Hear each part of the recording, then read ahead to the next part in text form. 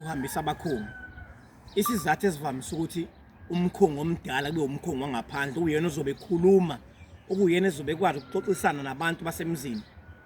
Abakhongi baba bawu2 kufike kube umkhongi omdala bese kuba umkhongi omncane, isikakhulukazi lo mncane kuba ngwasekhaya ngoba kumele ngabe bikho isihlobo sakho umkhongi, bese kuthi lo mdala kuvamise ukuba ngangaphandle futhi kube umuntu ongasiyena isihlobo sakho. Isizathu esikhulu, imindeni iyamonelana, imindeni inenhliziyo ezikhulu, imindeni inomona. So ke uzonikeza umuntu ukuthi akahambe ukuphathela udaba lasemzini wakho lasekhweni lakho kanti inhliziyo yakhe ayikho yinhle. Ngapha ngalenkathi umthuma ungwala ekhaya noma mhlawumbe ngomndeni thothi nawo ufika bike lapha nathi manje axoxe noma uthothi kwama wakhe lo unendlela ayihamba engalunganga ongeke futhi sigweme. Ngakho ke kunzima ukuthi umuntu wasekhaya kube uyena omdala omkhongi omdala ngoba umekele into yenzeka inhliziyo emhlophe ingekho, kukhona umuntu obambe inhliziyo noma ongafuni londla ivuke, akusezokwenzeka ngesibusiso noma ngobuhle. Kodwa makuwumuntu wangaphandle ongahlobene nawe ume ukukhongela uhamba ngenhliziyo emhlophe, akasona ihlobo nawe, akayena umngani nawe, uyokwenza umsebenzi yawuthunyiwe. So ihlobo zibambelana inhliziyo zinomona, kuzokwenzeka ufana ongelutho abambone ngelutho kulo mndeni athola amandla athi ufuna ukukhuluma indaba abakhuluma ethi uzawukhonga nje uzawolobola nje ubani, kuvuka le yandlu kamabani, kuvuka ipolitiki.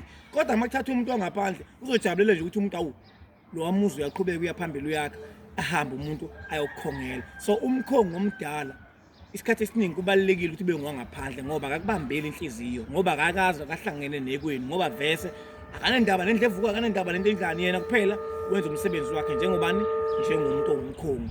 Ngakho ke kodwa phela sihlukanisa imizi mawukuthi nakini niyazwana niyakholelwa kweni ningamthatha wasekhaya kube uyena omdala, kodwa imvamisa nje umkhongi omncane kuba wasekhaya ukuthi ngoba vele omncane akakhulumi lutho. Isikhathi esiningi umkhongi okhulumayo imuphi ilo mdala okuyena ongeza ukuba namona, ongeza lento iyafana nempepho. Impepho ifuna umuntu oclean la impepho ayimfuni umuntu ongekho clean la, ayimfuni futhi umuntu onenhliziyo embi, ayimfuni futhi umuntu othothe emndenini usolwa ngento engalunganga emndenini, ayimfuni umuntu njalo. Ingakho ngathi mina kwesinye isikhathi impepho engathi kufanele abantu beqinisekise ukuthi impepho ibe nani, ibe nomuntu wakhona lelo khaya ushisa impepho ukuze kungalindi babo phakathi kulindi babo omncane thu yena ozonzana olindele akhe ushisa impepho, abongele enye indlu noma abongele olinye ikhala kubo kodwa kubeni kwakhe uthulakele ngenzeke lutho luhle.